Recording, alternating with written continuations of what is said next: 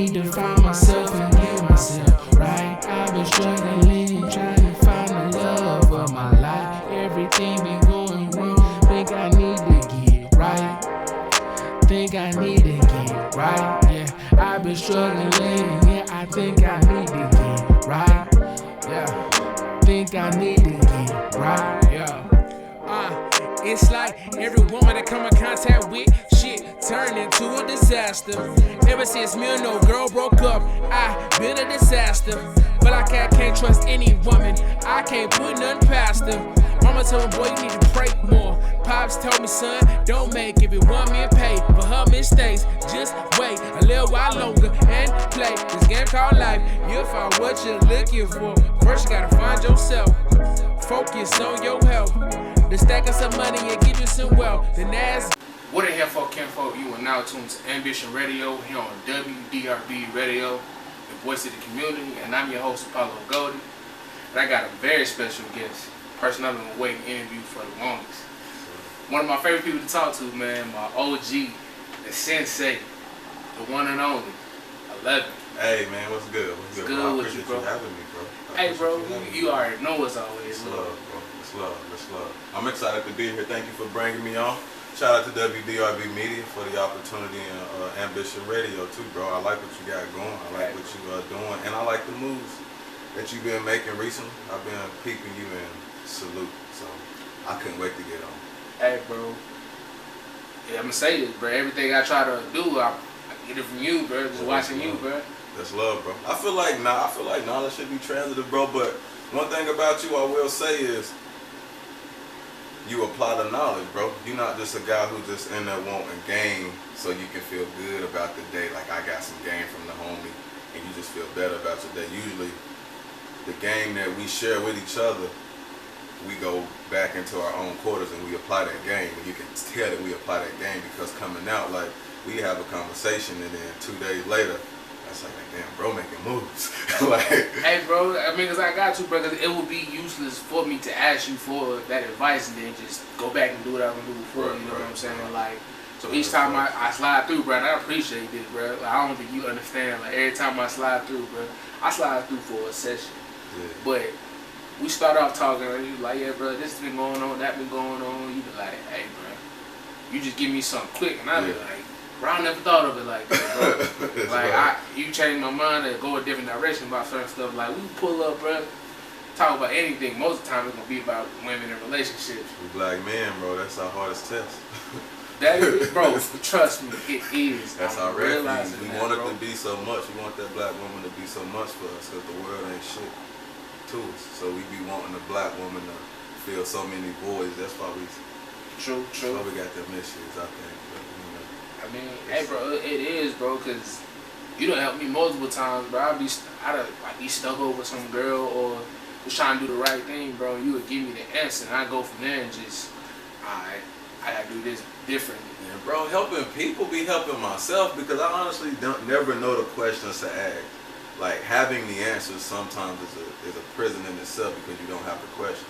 So you gotta talk to people to get the questions because a lot of times the questions you ask me make me search myself because I don't want to give you no bullshit. So if you ask me this question from a sincere place, I want to give you a sincere, genuine answer. So it makes me search myself and that question you just asked me. So even if it's about a woman, I usually like think about women that I've dealt with, healthy relationships, toxic relationships, and your questions help me grow. So I'm like, nah, I'm growing because he asked me shit. So let me go ahead feed him. But I just grew up in myself, and I think that's why I always say iron sharpens iron because we need each other. Even the people who have questions need the people who have answers. Right. The people who have answers need the people who have questions. I feel like that shit. Hey, bro, for real, bro. Like that, like you saying I applied, bro. Like the project I got coming out, Love Without You too, bro. I applied the knowledge you gave me, and like the song "Find Myself." I don't know if you heard it yet. I ain't heard it yet. It actually came out last Friday. Oh, where? Like. The second verse, bro, start off like conversation me and you had, bro. You know what I'm saying about staying true blue to you. Indeed, like, bro, you and your brother, I heard y'all say it so much, bro, that it's stuck inside of my head. I'm just like, alright, bro. I'm saying it now, you know what I'm saying? And that's how it gotta be, bro. And that's why we say it, bro. Like, I ain't really on the other, like a lot of guys be on that shit, like don't take my lingo, but I'm like, knowledge should be transitive. We gotta understand what words do for people, and like they are really, really spells. So if we are going around saying stay true blue, and people are starting to adopt that, because I got it from my daddy. I wasn't saying that until my daddy was saying, make sure you stay true blue. So the fact that it reverberates around everybody, and then more men are like, nah, yeah, we do gotta stay true blue to ourselves. I think that's the point in me saying it. Like, don't say the shit if you only want to be the only one saying it. I mean, true, bro. Especially if you know it's catchy. That means you're doing something right if people start, you know what I'm saying, using it, you know, for real, bro. Indeed. But let me get in the first question, bro, and it's being an artist and producer, how do you handle it? And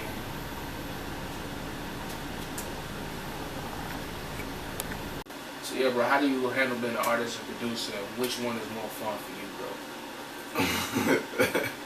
That's a good question, bro.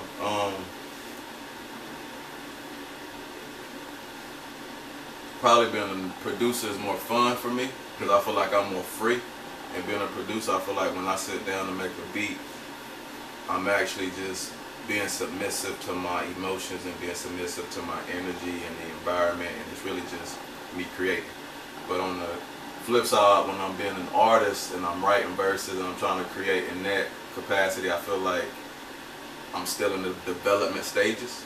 So I'm like still developing my sound, developing my tone. So a lot of times I'll be on the mic and it becomes laborious, or it becomes like labor, because I'm like trying to figure out the right tone, the right energy, how you want it to sound, how I want it to sound, and that just becomes taxing on creative energy. I feel that. But making the beat is fun because you get to make the beat and then send it off and see how it affects somebody else, and then let them have that responsibility of turning a beat into a song, and that's just easy. But the balancing it is really hard, bro. It really is. A lot of times you gotta pick what you want to do. I know a lot of people know 11 as simply just a producer, and then some people know 11 as just an artist. Some people know 11 as an artist and a producer. Right. I gotta kind of remember what hat I'm wearing depending on the face I'm in front of. Right. So with some people, like, I don't dare bring up a verse because I'm like, I ain't trying to sell him no verse. Like, right, I'm trying to sell this nigga a beat, so I wouldn't dare like talk about that unless we in the session and he hear my music and he like, who that? Then I say that's me. But then there's other people where I'm wanting to create with them. I feel like we're kinda on the same level as far as artistry. So I'm like, all right, I can shop verses to him, we can kind of create together. But usually the artist that I'm shopping beats to is artists that I believe in. And I'm like, I mean, I'm honored if you want me to get on that track, but I'm sending you this track because I believe in it. Like, I want you to rock out on this shit. So Right. it ain't easy, bro, but balancing it, you just gotta really remember to wear your hats and remember to have your habits, your daily habits. So remember to write constantly so you can be an artist every day.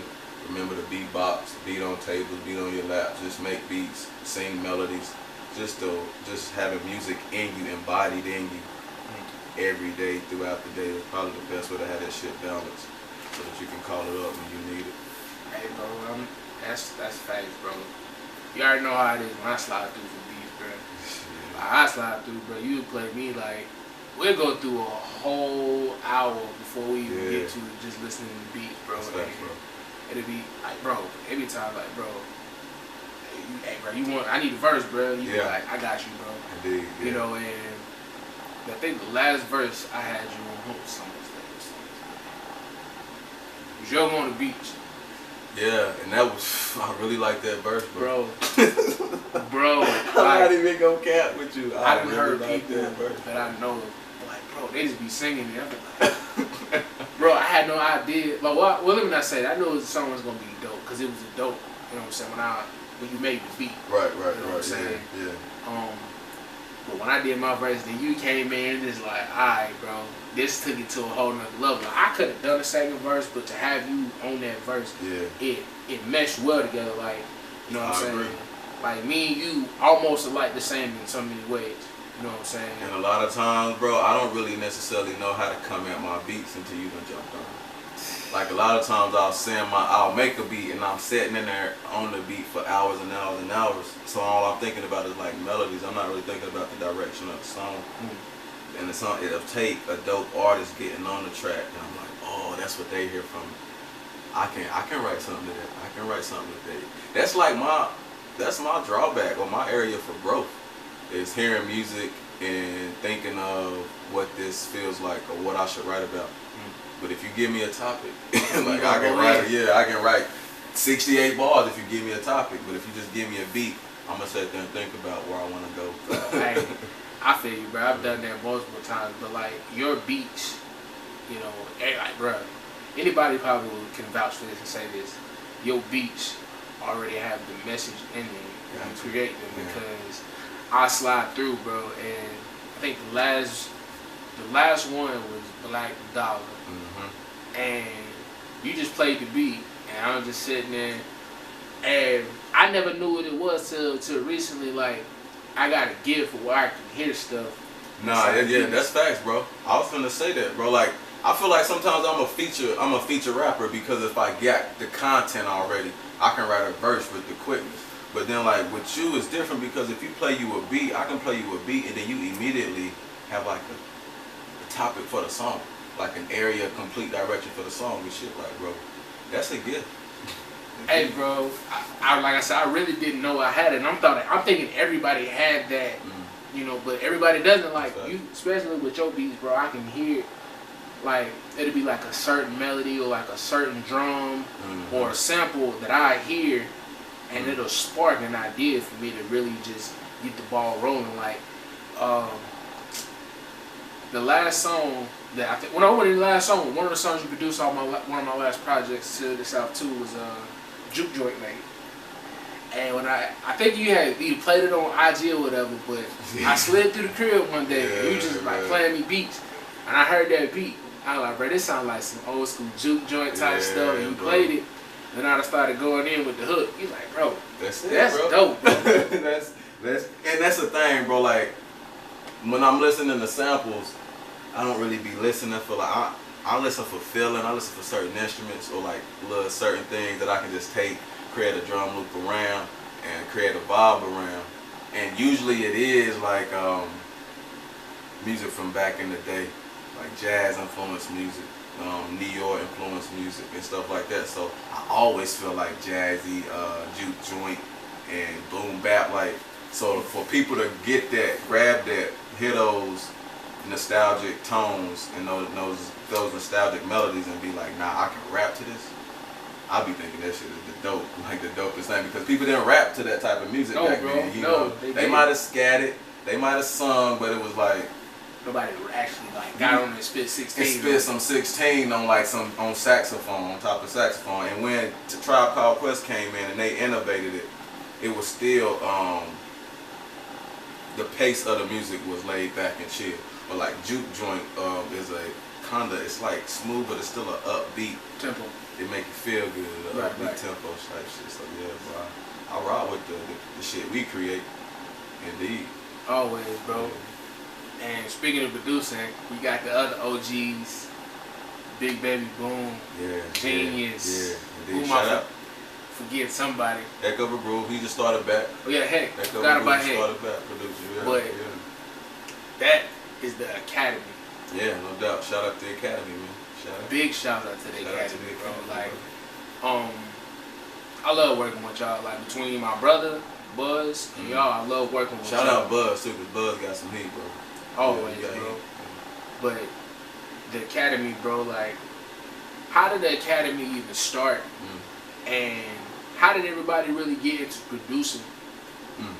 Okay. It's probably my pops is probably who started it. So my pops was a producer.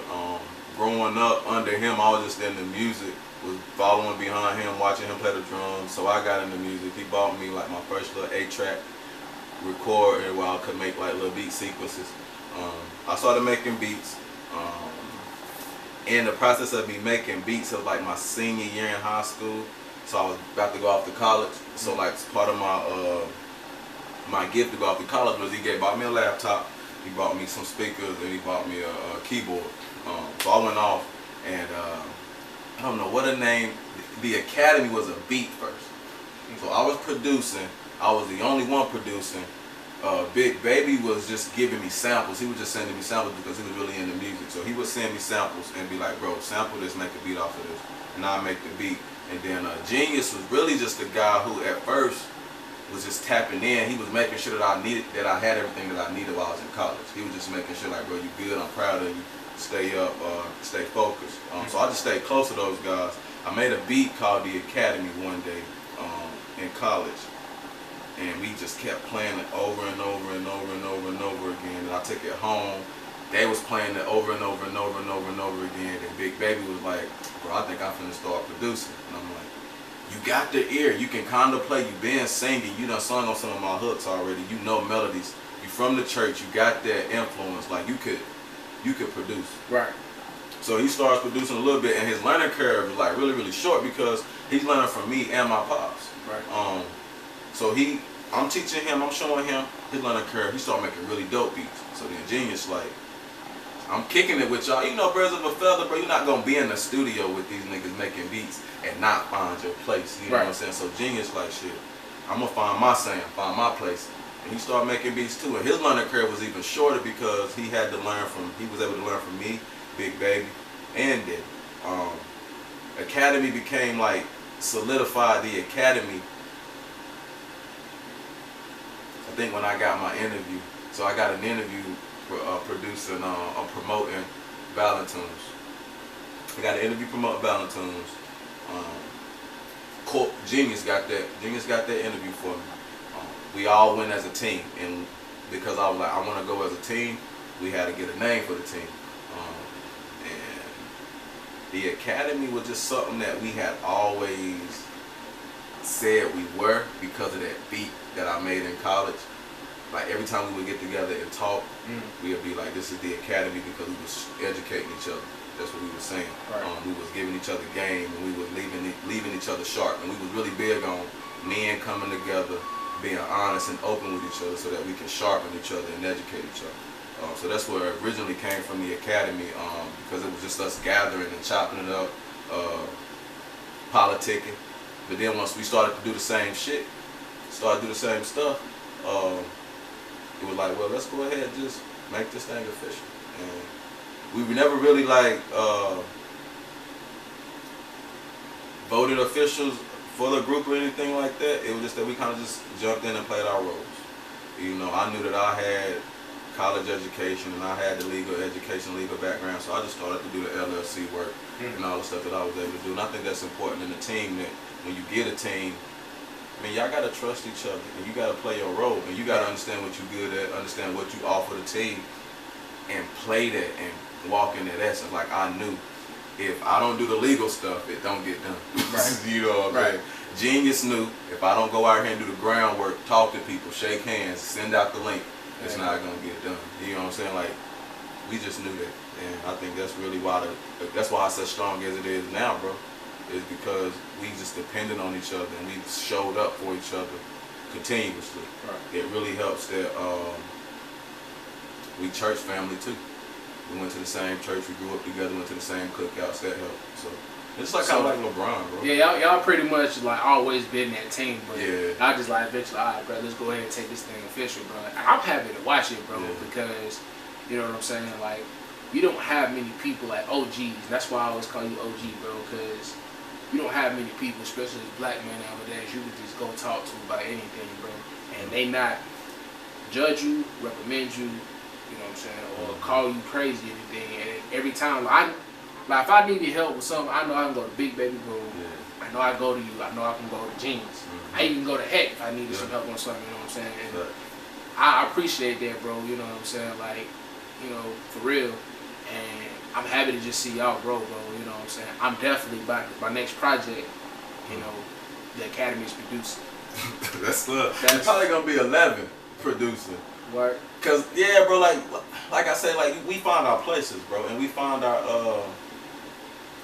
roles, and like to go up and to level up, like you kind of realize that you're good at other stuff, and I think it's clear that music is what I love to do. Okay, and it's like what I'm best at doing right now is making music. for Big Baby, I feel like he's good at making music. He's a dope producer, but it's not what he loves to do. Yeah, And because it's not what he loves to do, the passion that comes behind making something really, really dope, you gotta love to do it. It can't feel like a chore. that's facts, bro. I understand that. So like, and I know Big Baby is sitting in the kitchen for 12 hours working on the sauce, and he not know that he just spent 12 hours working on the sauce. Yeah, speaking of that, bro. Friday, bro. Friday and back Sunday. What time's Friday? Friday, he started at 2. He started, he might even start a little earlier, bro, because last time he started at 2, they was selling plates at like 9. So Friday, he might start at like 12 or something.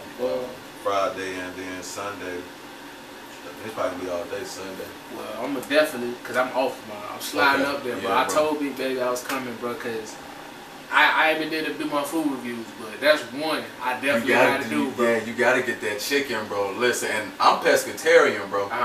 But I've been eating chicken, bro.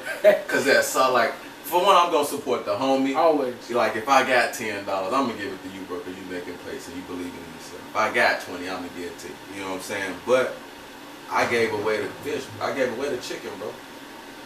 I gave away the chicken. It was easy for me to give away the chicken until he started making them dip wings. I was like, man, all right. He done got you hooked on that. It's hard, bro. It's hard for me to, like, you know, I done about forgot that I'm a pescatarian, you know, so I done have my cheat days, and I usually just try to keep my cheat. I usually try to eat no meat now during the week, because I know Big Baby gonna fry that chicken up Friday. Hey, man, look, all I'm gonna say is this, bro. Big Baby, bro. I'm sliding out there tomorrow, OG. Yeah. I might But get that's not even the whole part, bro. Them greens and the mac and cheese, bro. Bro. Like, you know, black folk, we don't do shit. Like, we don't do it like, if we gonna sell plates, we gonna go all out for it. So he's giving you 4 wings dip, 4 big juicy wings dip, collard greens, and mac and cheese, and pound cake. Y'all hear this? Do y'all hear this? And a crust. You feel like you at a cookout, bro. $10. This is black roll. This is family. Man. I'm sliding in there tomorrow to make sure I get 2 of them plates. You gotta slide up there. Y'all gonna see the review going on my YouTube, on the Cooking with the Kang YouTube. And y'all gonna see cause I know. Look, I ain't even had it yet, and I know it's gonna be good. Bro, you got people coming in there dropping like $50, $60, bro. They buying their whole family's plates, bro. On the weekends, they coming after church. People getting out of church. And instead of going, where they go to? Where you usually go to? Golden Corral, KW and all instead of going to Golden Corral, KW, they coming to Suncrest Ave. Hey, bro, I'm saying y'all dropping like $50, $60 on chicken, bro. Like those just straight fried chicken. KW and Golden Corral, count your days. Plates. Count your days, cause Big Baby Boom's about to take over. I'ma slide in there with a dessert soon. That's what we really need, bro. It's coming soon. Because he been outsourcing the desserts right now. He's been outsourcing the desserts and the pound cakes. It's been, I'm gonna keep it above. The dessert has been like up and down because he's been outsourcing. But if you got a chef in there and you are marketing the same desserts, like a cheesecake or something, bro, you give us some country desserts with that country plate. A good old cheesecake or even some of them pound cakes you be making. Listen, bro. Hey y'all heard it. I ain't got to say nothing else. Man, me and Big Baby Boom about to get the whole North Carolina jumping. We about to take it out. It's up, bro. We about to go crazy. But before we get out of there, OG man, let them know where they can, reach you at, get in tune with you, Check it out. I got a collab album dropping in about 2 weeks. At the end of this month. It's called Rooms of a View with this new artist called Capria, bro. I'm trying to sign her, bro. She's so nice. She sing, she's really dope, like that neo soul vibe. This is really me and my bag in the neo soul. It's really me and my bag in the R&B. We created a lot of these tracks from scratch. There's a few of these tracks where we had to get samples cleared, but most of these tracks is me sitting down at a piano, learning jazz progressions, learning R&B progressions, and really like trying to figure out how to accompany a singer.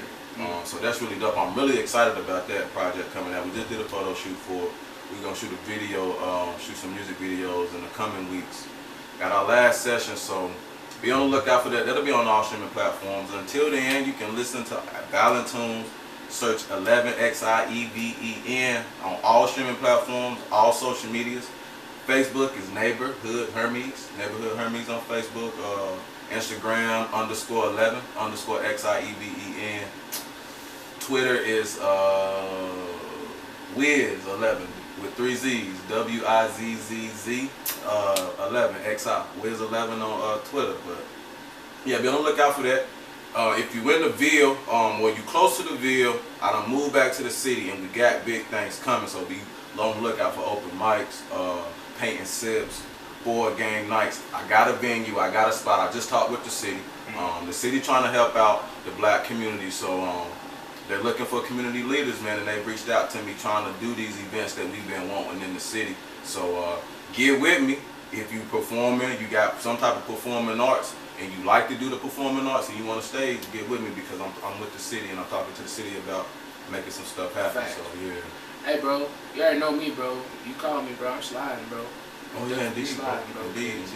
You know, you already know I'm a fan of you as an artist and as a person. You know, you're the OG. You know what I'm saying? Got you always, bro. But before I go, a couple things, man. Remember to check out my YouTube, Cooking with Kang. That's KOOKINGWITHKANG. Also, remember to head over to both my Instagrams, Cooking with Kang, the same one, and my other one is Goldie the Poet. It's GOLDIEDAPOET. We got new drip, new merch, Water the Wines, out now. Y'all go to the bio, check it out. Just added a couple more things, about to get more logos coming, and also I'll make this announcement because it's coming in the next couple months. So you gotta get paperwork. Taste of Goldie is I would say my dessert catering service type thing. It's coming in the next couple months, called Taste of Goldie, so y'all be on the lookout for that. Remember to go check out the OG, and when we get out of here, play some of his music.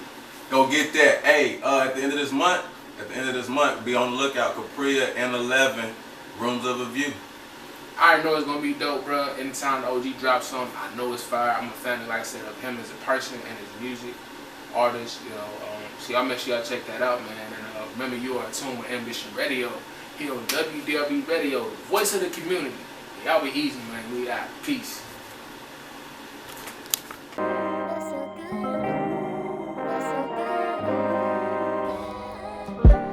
I think I need to find myself and get myself right. I've been struggling.